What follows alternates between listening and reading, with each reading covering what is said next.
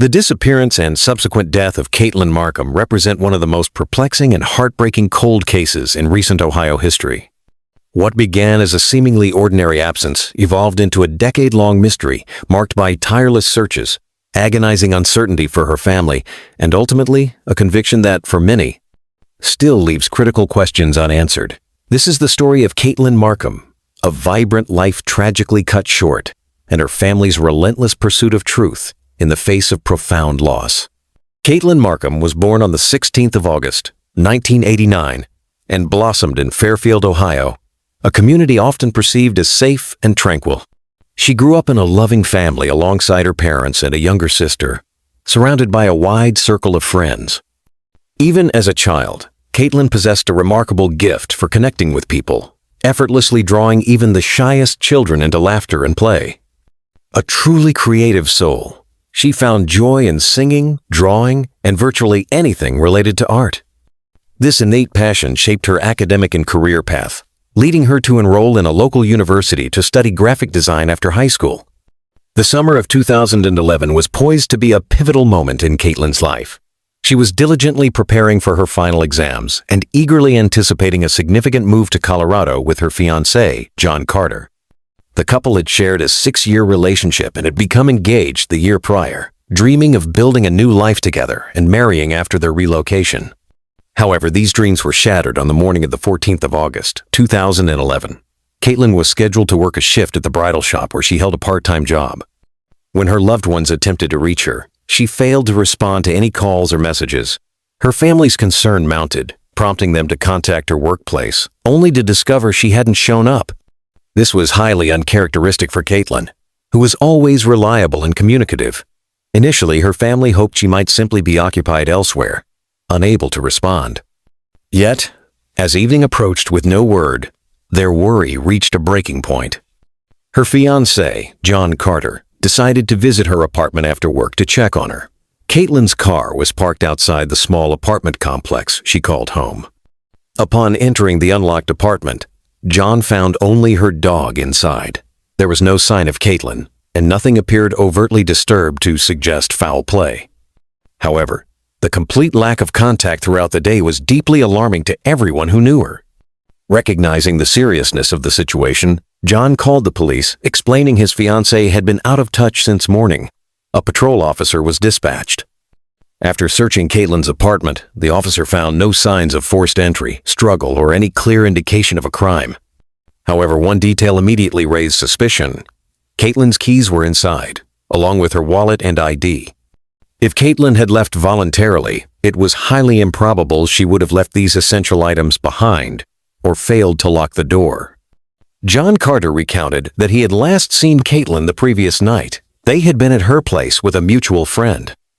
After their friend departed, John went to a party with other friends, while Caitlyn opted to stay home due to the late hour. A few hours later, John returned to his own home, where he lived with his mother. He and Caitlyn exchanged a few text messages, but after that she stopped replying. John noted that he typically texted her every morning and always received a response, except for this time. Investigators interviewed Caitlyn's friends and family, all of whom insisted that Caitlyn would never disappear without a word. It was completely out of character for her, especially with her final exams looming and her birthday, which she planned to celebrate with loved ones at a local restaurant just days away. Armed with this information, police began to suspect that something sinister might have occurred and launched a full-scale search operation. Over 100 volunteers were organized into groups to comb the city, while her family and friends distributed flyers bearing her information across nearly every street. Detectives, meanwhile, pursued every potential lead. Naturally, their initial focus landed on Caitlyn's fiancé, John. On the first day, officers noticed small scratches on his neck, which John attributed to a shaving accident. He also agreed to take a voice stress test, an analysis of recorded answers for signs of deception. The results were inconclusive, leaving detectives unable to determine if they indicated deceit or merely anxiety about Caitlyn's disappearance. From the start, John actively participated in search efforts, answered all police questions, and gave multiple interviews to local news outlets that were already covering the burgeoning case. Investigators meticulously verified John's alibi, confirming he had indeed been at a party with friends that night.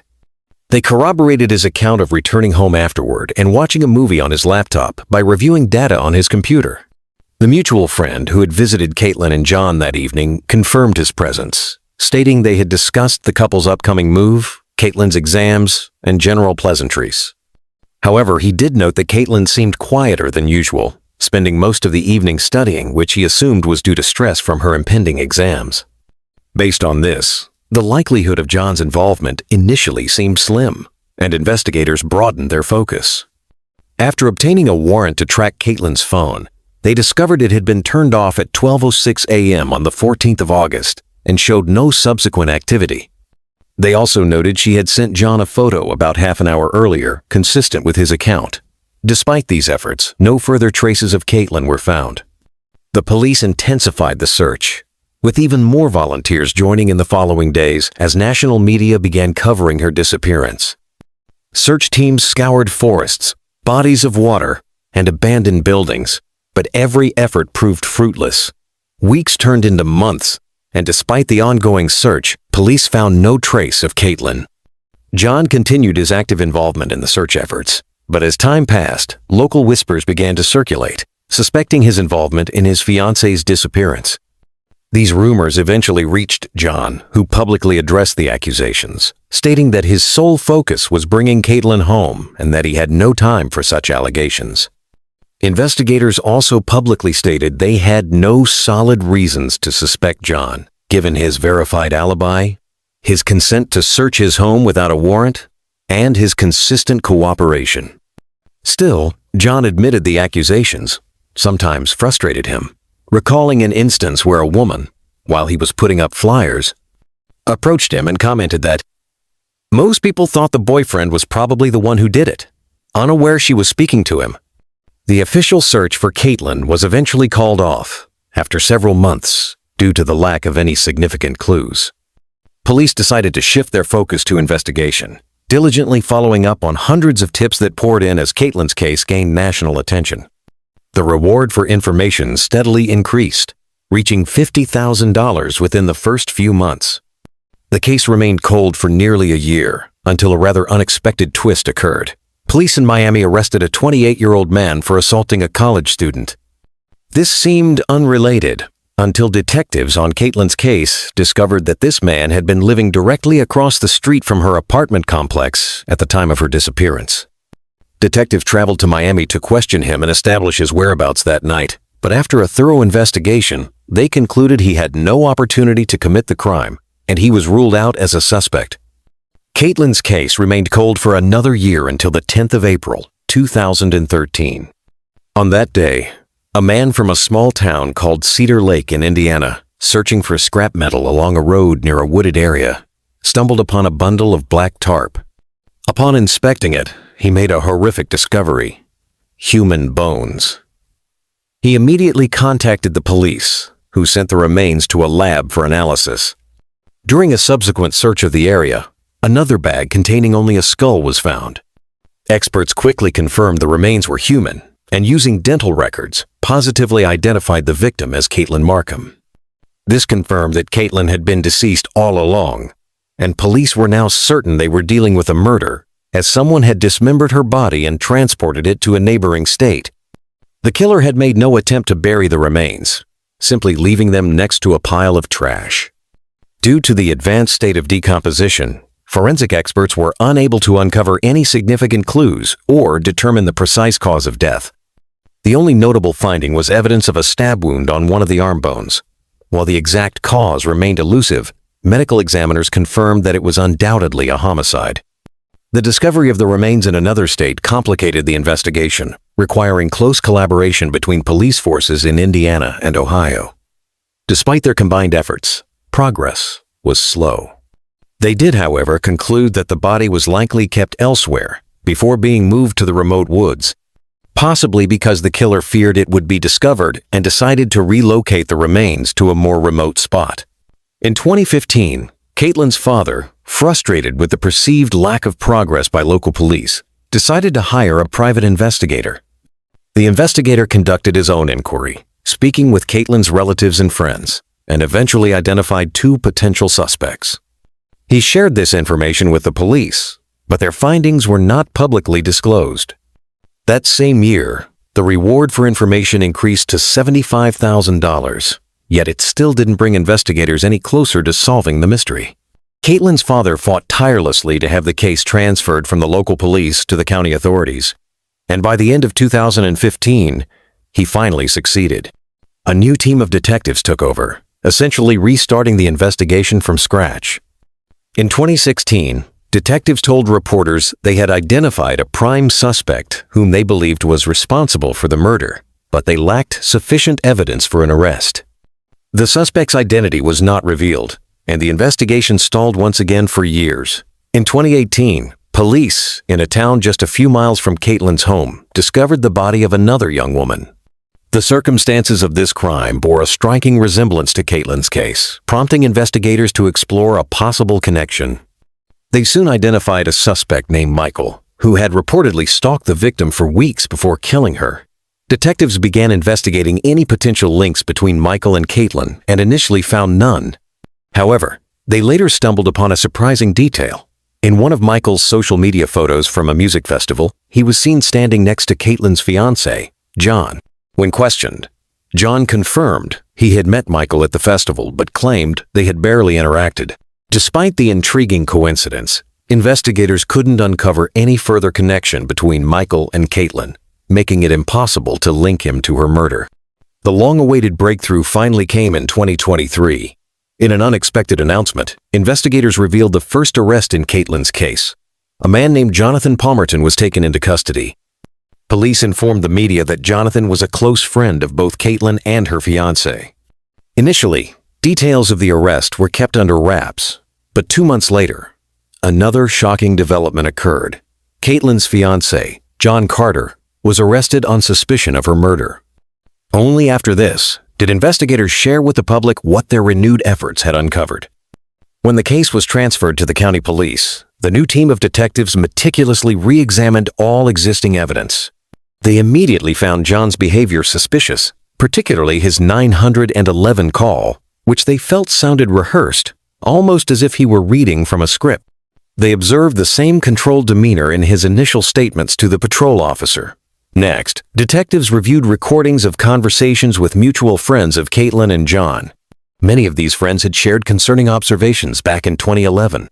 According to their accounts, in the months leading up to her disappearance, Caitlyn had confided that there were serious issues in her relationship with John, so much so that she was considering breaking up with him.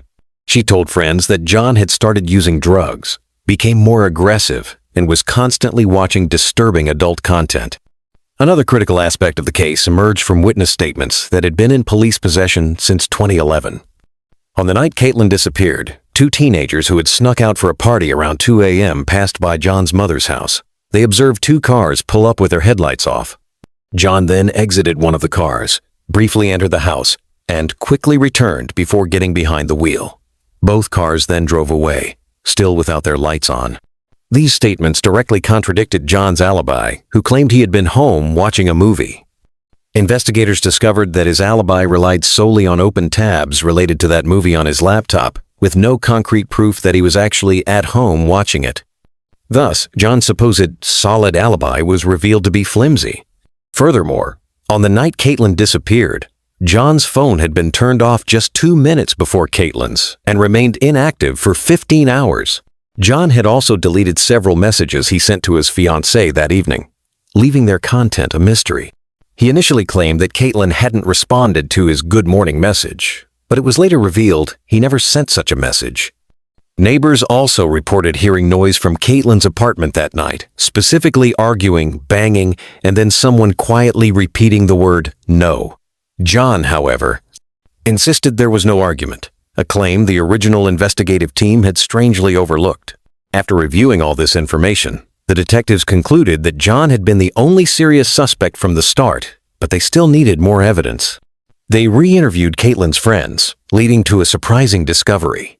One female friend revealed that just a few months after Caitlyn's disappearance, John confessed he had romantic feelings for her. This revelation shocked her, especially as John was still actively participating in search efforts for his missing fiancée and publicly expressing how much he missed Caitlyn. Detectives also re-interviewed all witnesses and eventually obtained a search warrant for John's mother's house, where he had been living at the time of the murder. There they discovered a black tarp, identical to the one that had covered Caitlyn's remains. In his room, police found several disturbing handwritten poems by John, one of which contained a troubling inner dialogue.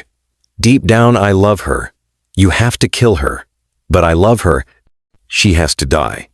Detectives also uncovered evidence that John had been aggressive toward his new wife. By this time, he had a family and children, and police found video footage showing him yelling at his wife while holding their young daughter. Finally, detectives confirmed that the location where Caitlyn's remains were found was directly along the route to John's father's farm, a place he visited frequently, establishing his familiarity with the remote area. Armed with this comprehensive body of evidence, detectives decided to confront John. However, he continued to deny any involvement in the murder. When confronted with the suspicious details and inconsistencies, he calmly responded that they were merely circumstantial. Unfortunately for the investigators, he was legally correct. They understood that with this limited, albeit compelling, evidence, they were unlikely to secure a conviction for murder. However, they could arrest him for providing false statements based on witness accounts placing him leaving his house at 2 a.m. There was another complication. Witnesses reported that John wasn't alone. Another car had pulled up with him. Following this lead, detectives focused on his friend, Jonathan Palmerton, suspecting he might be the other person. They soon discovered that Jonathan was also in that group photo from the music festival, alongside John and a convicted murderer who had killed another young woman. Reviewing Jonathan's previous conversations with the police in light of their new findings, detectives decided to arrest him for providing false statements, though specific details were not disclosed at the time. 2 months later, they arrested John himself. Despite these arrests, the case still hung by a thread due to the lack of substantial, direct evidence. Detectives seemed to hope that Jonathan would provide a confession, believing someone had helped the fiancé dispose of the body. But both men continued to deny any connection to the murder, and John posted a $1 million bond, securing his release until the trial. Given the circumstantial nature of the evidence, the investigators took a desperate step, realizing that a jury trial for murder charges would likely lead to John's acquittal. They decided to offer him a plea deal. The prosecution agreed to reduce the charge to involuntary manslaughter in exchange for a guilty plea. John accepted the offer. In June 2024, he appeared before a judge and pleaded guilty, but, crucially, refused to share any details of the incident, as it was not required under the terms of the deal. In the end, the judge sentenced him to the maximum possible term for that charge, which in Ohio was only 3 years. This verdict understandably sparked outrage across the country, but the judge had no legal power to change it. Had John not accepted the plea deal, he could have potentially avoided even that sentence, as there was simply insufficient evidence for a first-degree murder conviction. As for his friend Jonathan, all charges against him were dropped, for the same reasons. It seemed detectives were unable to find any evidence that he had assisted in disposing of the body. Following the sentencing, Caitlyn's father expressed that his biggest concern was not the prison sentence itself, but the agonizing reality of never knowing the full truth behind his daughter's murder. He admitted that he initially doubted John's guilt, but had gradually shifted towards believing it over the years. He recalled the unsettling detail of John remaining in contact with him and even hugging him at Caitlyn's funeral, despite being the one responsible for her death.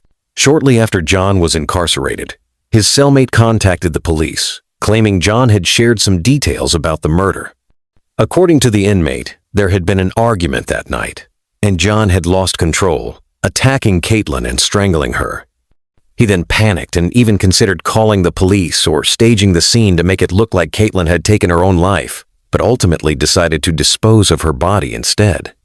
However, detectives were hesitant to fully believe this account, assuming John might have fabricated the story to align with existing evidence. The police still believed the murder could have been premeditated rather than an impulsive act of rage.